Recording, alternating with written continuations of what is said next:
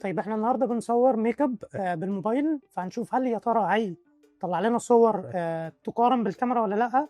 انا كده كده عارف رايي، بس هنشوف النهارده. احنا معانا ال 16 برو، مش عارف بقى ماكس ولا لا، بس تمام. هنصور بيه ونشوف هل هيطلع لنا صور حلوه ولا لا، وتنفع اعتمد عليها في شغلي ولا لا.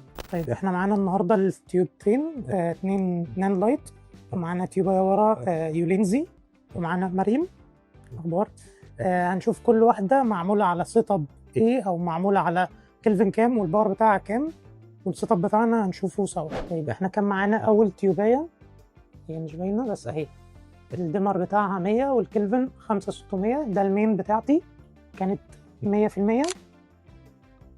ده التيوبايه الثانيه كنت عاملها اولموست 35، برضو 5600، والكلفن بتاع اخر واحده اللي هي اليولينزي 2700، والدمر برضو 100% عشان يعمل لي الرم اللي عليها.